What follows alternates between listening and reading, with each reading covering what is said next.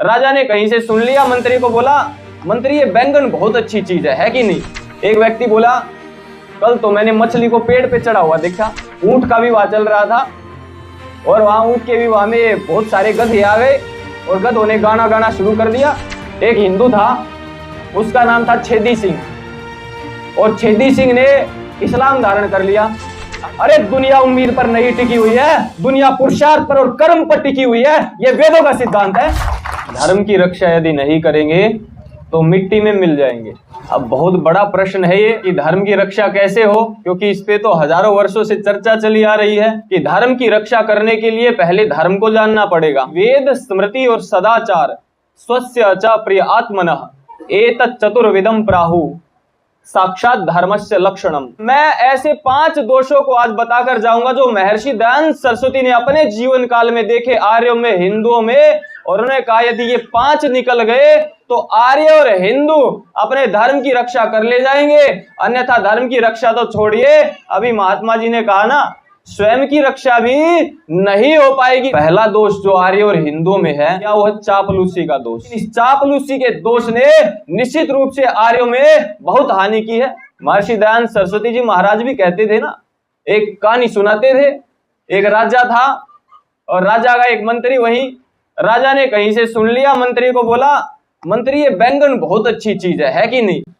मंत्री बोला, हाँ जी बैंगन तो बहुत अच्छी चीज है, देखो श्याम वर्ण जैसे श्री कृष्ण, ऐसे वो उसके ऊपर पंख है ना मोर का, ऐसे ही बैंगन के ऊपर भी वो एक लगा हुआ है और बहुत अच्छी चीज है। राजा प्रसन्न, तो राजा बोला भाई ठीक है, राजा भी खुश हो गया, प्रसन्न हो गया, ज्यादा बैंगन खाने लग गया। अब बैंगन ज्यादा खाने लग गया तो खून आने लग गया, बवासीर हो गई। अब फिर मंत्री को पकड़ लिया, भाई मंत्री ये बैंगन तो बहुत खराब चीज है, बहुत नुकसान करती है। मंत्री बोला, हाँ महाराज जी बहुत खराब चीज है, देखो हबसियों जैसा रंग है इसका, और जैसे वो फांसी नहीं देते वैसा ही ऊपर टुंडुकड़ा इस पे लटक रहा है, बहुत खराब चीज है।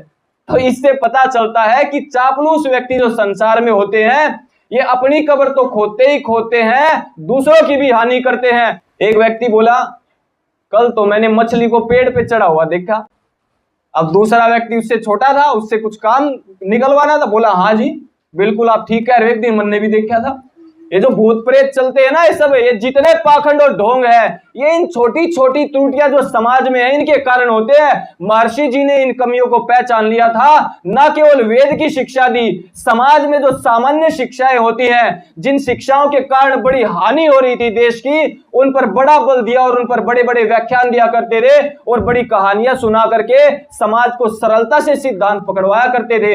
इस चापलूसी के कारण आज हिंदू समाज और आर्य समाज का निश्चित रूप से पतन हो रहा है। अपने घर घर जाकर देख लो, गांव देहात अपनी गली में ही देख लो, ये चापलूसी जरूर एक घर छोड़ के निवास करती होगी। आप किसी जॉब में हो, आप किसी बिजनेस में हो, आप कहीं भी क्यों ना हो, चापलूसी के बिना आज काम नहीं चलता। लोगों को इस चापलूसी की ऐसी आदत हो गई, ऐसी लत हो गई है, जैसी एक शराबी को शराब की लत हो जाती है। यही सत्य है और ये पहला दोष है आर्य और हिंदुओं में। दूसरा रोग जिस पर महर्षि दयानंद सरस्वती जी महाराज ने विशेष बल दिया था, वो है परस्पर प्रशंसा करना, एक दूसरे की प्रशंसा में ही लगे रहना। और एक छोटी सी कहानी आती है, ऊंट का विवाह चल रहा था और वहां ऊंट के विवाह में बहुत सारे गधे आ गए और गधों ने गाना गाना शुरू कर दिया। गधे वहां गायक थे। ऊंट गधों से बोला, वाह भाई वाह, बहुत बढ़िया, क्या बात है, अच्छा गा रहे हो। तो गधे प्रसन्न हो गए और अच्छा गाने लगे और बीच बीच में बोले, तुम जैसा राजा भी हमने कहीं नहीं देखा, तुम जैसा दुल्हा भी हमने कहीं नहीं देखा, बड़े सुंदर और अच्छे लग रहे हो। उधर से ऊंट बोला, भाई तेरे जैसा गवैया भी कहीं नहीं देखा मैंने। ये चापलूसी जो है संसार में, वो उसकी प्रशंसा करता, वो उसकी, और परस्पर प्रशंसा, ये दो रोग हिंदुओं से यदि निकल जाए तो सुखों में और अधिक उन्नति हो जाए और अधिक वृद्धि हो। और तीसरा आदेश क्या दिया, अकेला चना बाढ़ नहीं फोड़ सकता, ये कहावत मूर्खों की है। अगर मैं अकेला हूं और धार्मिक समाज या आसपास इकट्ठा नहीं है तो अकेला ही चलेगा। अरे मेरी आत्मा तो अकेली है, वो तो केवल परमपिता परमात्मा के आश्रय ही है। एक दिन सबको मरना है, जीवन भी अकेले हुआ था और उसके बाद ऐसी ऐसी कहावतें बना दी गई। समुद्र के किनारे एक युवा अजय जी जैसा खड़ा हुआ था और वो मछली समुद्र की आती है जब इधर लहरों के साथ कुछ कुछ किनारे पर, तो उसके मन में ऐसे ही आ रहा था कि भाई खड़ा हूं, कुछ समय व्यतीत कर रहा हूं, तो पकड़ पकड़ के एक आदमी ने अंदर फेंक दो दोबारा। तो वहां पर कोई और दुष्ट खड़ा था, जैसे कह रहे थे आर्य जी मेवाती जैसा, बोला रे तेरे एक मछली अंदर फेंकने से क्या हो जाएगा। तो अजय जी तो विद्वान ठहरे, ऋषियों के पद चिन्हों पर चलने वाले ठहरे, बोले भाई इन सारी मछलियों पर असर पड़े ना पड़े जितनी हजारों आ रही, लेकिन जो मछली मैं उठा के अंदर फेंक रहा हूं उस पे जरूर असर पड़ रहा है। एक मछली पर ही चाहे असर क्यों ना पड़े, अपने कार्य से पीछे मत हटो, अकेला चना बाढ़ फोड़ सकता है।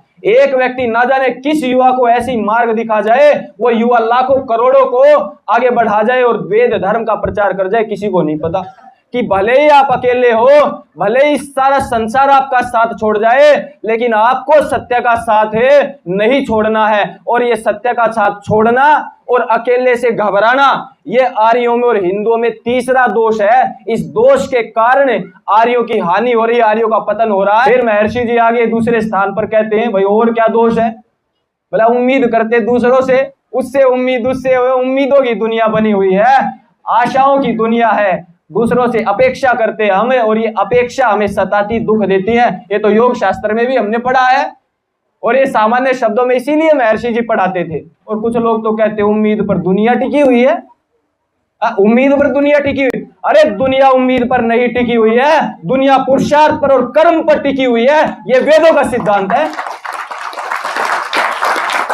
और उम्मीद पर टिकी हुई वाले किसको मानते हैं, वो आएगा ना, कौन आएगा इनका, कल की है, कल की अवतार आएगा इनका। मैं बुक फेयर में जा रहा और वहां वो इस्लाम वालों के साथ चर्चा हो रही, डिबेट चल रही हमारी आपस में, गुत्थम गुत्था, ये कम से कम 7-8 साल पुरानी बात है। तो एक आया आराम से चुपके से, हिंदू भाई अपना, बोला आर्य जी क्यों दुखी हो रहे हो, कल की आएगा इनका नाश करेगा। मैंने कहा रे ये सामने वाले शत्रु नहीं है, तुम जैसे मूर्ख और उम्मीदों पर जीने वाले लोग शत्रु, अपने लोगों की हत्याएं हो रही, मर रहे हैं, ऐसे अत्याचार हो रहे हैं, और तुम कह रहे हो कोई आएगा। अरे तू स्वयं आया हुआ है, तेरे से बड़ा अब कौन आएगा। श्री कृष्ण जी ने तो ये कहा था अपनी रक्षा करियो, श्री राम ने कहा, शिव ने कहा, किसी महापुरुष को ले दो, अपनी माताओं बहनों को ही देख लो, आज से केवल 150-200 साल पहले चले जाओ, महारानी लक्ष्मीबाई को ही पढ़ लो, कौन आएगा। अरे स्वयं उठना पड़ेगा, बोला ना जी कलयुग के आखिर में आओ और 1000 साल राज करेगा। ये कहते हैं उम्मीद पर दुनिया कायम है, उम्मीद पर दुनिया कायम नहीं है। और यदि उम्मीद पर दुनिया कायम है तो घर बैठ जाओ, क्यों कमा खा रहे हो, कोई आएगा अपने मर जाओ, ना कमाओ, ना खाओ, ना नहाओ, ना पियो, ना सो, ना ब्याह करो, ना घर बनाओ, क्यों कर रहे हो सारे काम यदि उम्मीद पर दुनिया कायम है तो।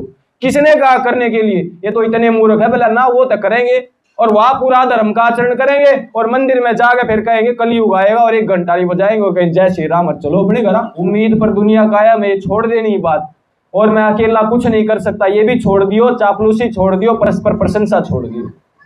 और पांचवी बात, पांचवा जो दोष है जो महर्षि जी अपने शब्दों में समझाते थे, वो था भाई यहाँ के लोग अपने देश के, चाहे आर्य समाज हो, चाहे हिंदू समाज, चाहे अपना घर का ही आदमी क्यों ना हो, अपने भाई ने देख लियो आज के समय पे तो बाहर के की मान लेंगे, अपनी नहीं मानेंगे। इसे कहते हैं अपनों पर है विश्वास और दूसरों पर है विश्वास।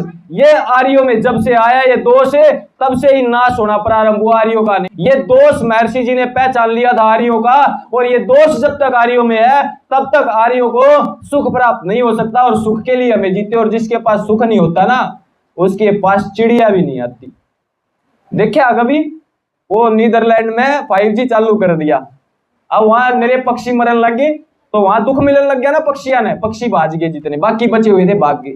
जहां सुख नहीं होता वहां पक्षी भी नहीं रहता। मनुष्यों की तो बात है छोड़ ही दीजिए, यदि आर्यों के पास सुख नहीं है तो कौन आएगा यहाँ, क्या मिलेगा भाई। आएगा व्यक्ति तब जब उसको वहां पर कुछ सुख प्राप्त होगा, बिना सुख के कौन आएगा, कोई नहीं आएगा। एक कहानी सुनो, एक हिंदू था, उसका नाम था छेदी सिंह, और छेदी सिंह ने इस्लाम धारण कर लिया। अब जब इस्लाम धारण करता तो मिलता जुलता नाम दे देते हैं ना वे उसको, तो उसको अपना नाम पसंद नहीं था ये छेदी सिंह, तो एक नाम पसंद ना होने के कारण इस्लाम धारण कर लिया। धर्म बदल गया, अपना नाम बदलूंगा, अच्छा नाम नहीं है। इस्लाम धारण करा तो बोले सुराख अली, उन्हें नाम दे रहा सुराख अली, उसका नाम हो गया छेदी सिंह से सुराग, छेद तो छोटा सुराग तो और बड़ा। अब बोला भाई नहीं नाम तो पसंद नहीं आया, ये भी मैंने थोड़े दिन में बोला कि भाई सिख बनूंगा मैं, तो सिखों में गया, उन्होंने नाम धर दिया मोरी सिंह। अब मोरी और बड्डी, मेरा भाई ये भी नाम पसंद नहीं आया मेरे को। तो फिर वो इन दौरे चला गया पादरिया दौरे, पादरियों से बोला जी मैं ईसाई बनूंगा, मेरा नाम बदल दो। बोला भाई इसका नाम धर दो ब्रदर होल, पूरा पूरा होल है ये तो वो सारे ताम झाम को देख के और वो एक पंडित जी के पास आ गया। पंडित जी तो क्या कहूं, पंडा पुजारी बोल देता हूं। एक पंडे के पास आ गया, बोला गुरुजी मेरा नाम वो छेदी सिंह धर दो। ये सारे नाम खराब पाए। अब पंडा भी मूर्ख था, ये सत्य ऐतिहासिक घटना जान लियो, ये कोई सामान्य बात नहीं है। वो तो था ही कि भाई छोटी चीज के लिए अपने धर्म से भाग रहा था, दूसरों पर विश्वास कर रहा था, अपनों पर है विश्वास। लेकिन वो पंडा ने बोला कि भाई यहाँ पे एक बार जो चला गया वो दोबारा नहीं आता, यहाँ से आउट गोइंग है, इनकमिंग नहीं है। इसीलिए तेरा यदि वो हो गया धर्म परिवर्तन तो तू हो गया अशुद्ध, इतने भगवान भी शुद्ध नहीं कर सकता, तू जावा। अब इस बात को देखियो, यहाँ पे भजन चल रहे थे ना, तो एक महाशय जी कह रहे थे 2 दिन में पाइया सूत का क्या करते गांधी, है ना। अरे ये मेवाती आज भी पाइया मुसलमान है, ये तो थोड़े से इन्हें क्या है नहीं पता, ना ये कुरान पढ़ते, ना इन्हें नमाज जानती, इन्हें कलमा पढ़ना आता नहीं। ये सारी आधी बात आज भी श्री कृष्ण राम अपने हिंदुआ की जान है मान है, उसी प्रकार से कदे बुरका करती देखी इनकी। ये केवल और केवल महर्षि जी ने कहा इन पंडे पुजारियों की कमी है। यदि आर्य समाज बलपूर्वक आगे बढ़ता, यदि आर्यों की बात ये समाज मानता, हिंदू इकट्ठे हो जाते, ये सारे के सारे आ जानते। ये अपने ही लोग गए हुए हैं, आज भी 50-60% अपनी चीजों को लेके आगे बढ़ रहे हैं। लेकिन हमारा ही दोष है, हमारे अंदर ही कमियां हैं, जिसके कारण ये बाहर लगड़ के ना तो आवे थानू को आदा जी दोबारा छेदी सिंह बना दो, तो बना क्यों ना दिया भाई?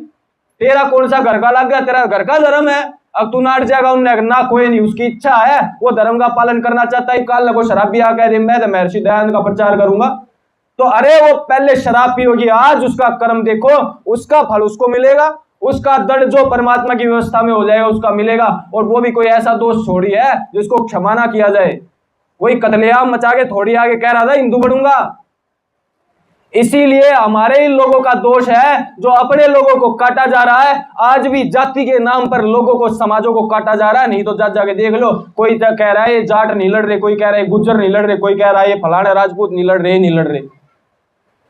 जाति के आधार पर आज भी लोगों को काटा जा रहा है। और भाई इतनी बुद्धि नहीं है, वेद के ऐसे विद्वान नहीं है, छो उठते मेरा ना के कर जा अपने भाई ने मार दे, ये तो लग गई कौन है। इसीलिए इस समाज को बुद्धिमान होना पड़ेगा। जो अपने आप को पंडे पुजारी कहलवाते हैं, मंदिरों के बड़े बड़े घंटाल बजाते हैं, जो वेद का अपने आप को विद्वान मानते हैं, वो तो नदारत आते ही कौन है और आकर समझाते कौन है, इतनी हिम्मत नहीं है। और केवल अपने मठ मंदिरों में बैठे हुए पेट फुलाए बैठे लाडू खाए जाए और इस संसार का नाश कर रहे हैं। इसीलिए भारत देश की अवनति हो रही है। ये 5वां दोष है कि अपने पे विश्वास नहीं करेंगे, दूसरे पे तुरंत भरोसा कर लेंगे।